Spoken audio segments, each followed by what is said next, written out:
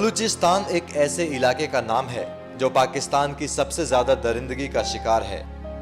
हालांकि ये इलाका फिलहाल पाकिस्तान का हिस्सा है, लेकिन यहाँ के लोग पाकिस्तान पर ज्यादती का आरोप लगाते हुए लंबे अरसे से आजादी की मांग करते रहे हैं।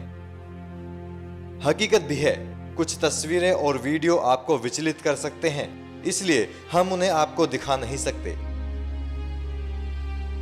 लेकिन वायरल हुए वीडियोस में पाकिस्तान की फौज की जो करतूत सामने आई है, उसे देखकर जानवर भी शर्मिंदा हो जाए।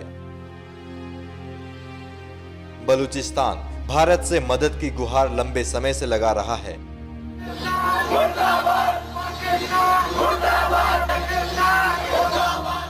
लेकिन इस बार 15 अगस्त के मौके पर देश के पीएम मोदी ने जब बलूचिस्तान का नाम लिया तो वहां के लोगों ने पीएम मोदी को तहे दिल से शुक्रिया अदा कहा।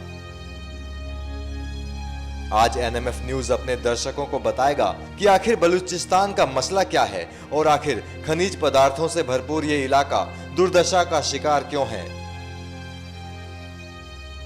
दरअसल पाकिस्तान के दक्षिण पश्चिम में बलूचिस्तान दरअसल अंग्रेजी राज और बंटवारे की आग में झुलस रहा है। दक्षिण में ओमान की खाड़ी के उत्तर पर्वत, नदी, जंगल, दलदल और रेगिस्तानी इलाकों का देश बलूचिस्तान 1948 में जबरन पाकिस्तान में शामिल किए जाने के बाद अपने अकूत प्राकृतिक संसाधनों की वजह से निरंतर टकराव का क्षेत्र बना हुआ है।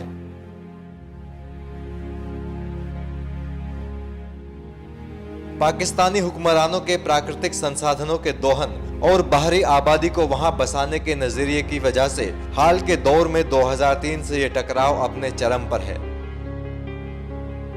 इसमें एक तरफ स्थानीय अलगाववादियों से पाकिस्तानी फौज लड़ रही है, तो दूसरी तरफ पाकिस्तानी तालिबान जैसे हिंसक सुन्नी संगठन वहां अल्पसंख्यक हिंदुओं और शिया आबादी पर हमले कर रहे हैं। यह क्षेत्र दक्षिण पश्चिम पाकिस्तान, ईरान के दक्षिण पूर्वी प्रांत सिस्तान तथा बलूचिस्तान और अफगानिस्तान के बलूचिस्तान प्रांत में फैला हुआ है, लेकिन इसका अधिकांश इलाका पाकिस्तान में है, जो पाकिस्तान के कुल क्षेत्रफल का 44% हिस्सा है। इसी इलाके में अधिकांश बलूच आबादी रहती है, जो पाकिस्तान की कुल आबादी का महज 5% के आसपास है।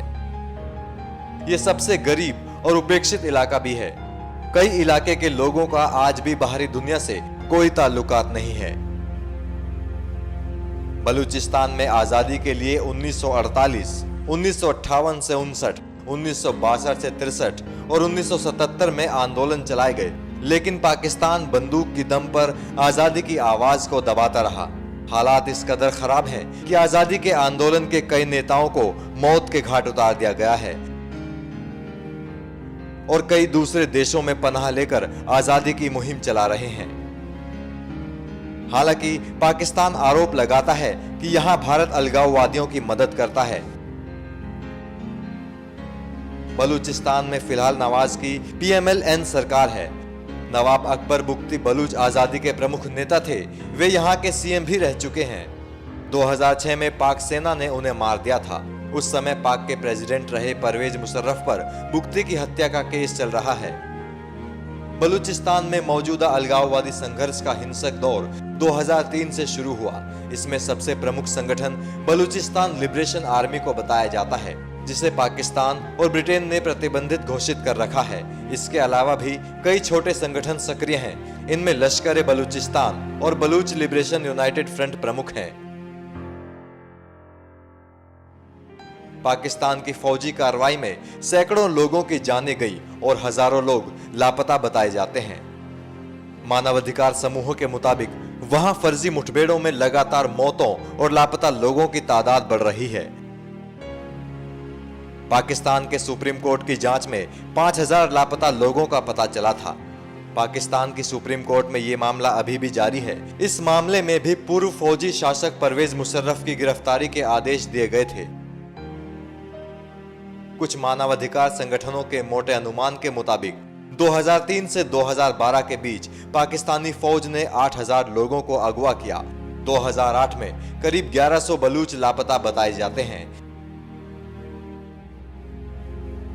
सड़कों पर कई बार गोलियों से बिंधी और अमानवीय अत्याचार के निशान वाली लाशें पाई जाती रही हैं। बलूचिस्तान की आजादी की लड़ाई लड़ रहे लोगों ने भी पाकिस्तान के दूसरे हिस्सों से आकर बसे लोगों पर हमले किए हैं और 2006 से करीब 800 से ज्यादा लोगों के मारे जाने की आशंका बताई जाती है।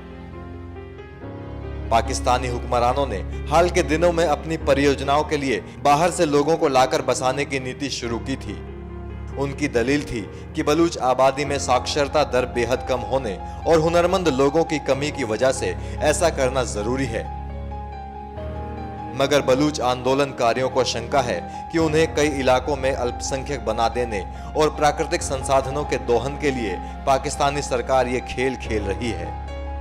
दरअसल ग्वादर में अत्याधुनिक बंदरगाह निर्माण भी इस टकराव का एक हिस्सा है, जिसे चीन अपने दक्षिणी प्रांतों से पाकिस्तान में आर्थिक कॉरिडोर का एक अहम पड़ाव बनाना चाहता है। इसका निर्माण 2002 में शुरू हुआ और इस पर पूरा नियंत्रण पाकिस्तान सरकार का है। इसके निर्माण में भी चीनी इंजीनियर या मजदूर ही लगाए गए हैं। बलूच लोगों को तकरीबन इससे बाहर ही रखा गया है।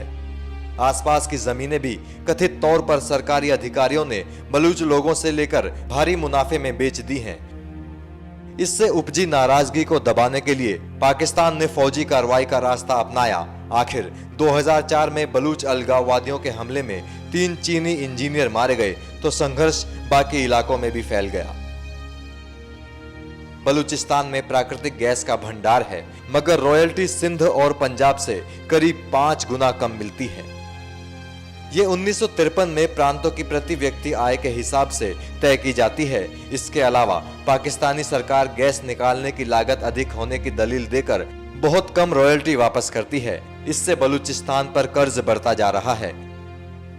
2011 में प्रधानमंत्री यूसुफ रजा गिलानी ने आगाज़े हुकूक बलूचिस्तान का ऐलान किया था और $2.5 अरब के अतिरिक्त पैकेज का ऐलान किया था, मगर आरोप है कि इसका फायदा आम आदमी तक नहीं पहुंचा।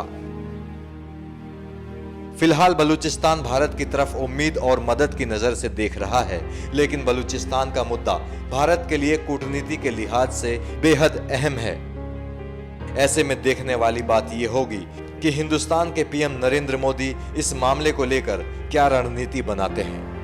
एनएमएफ न्यूज की रिपोर्ट।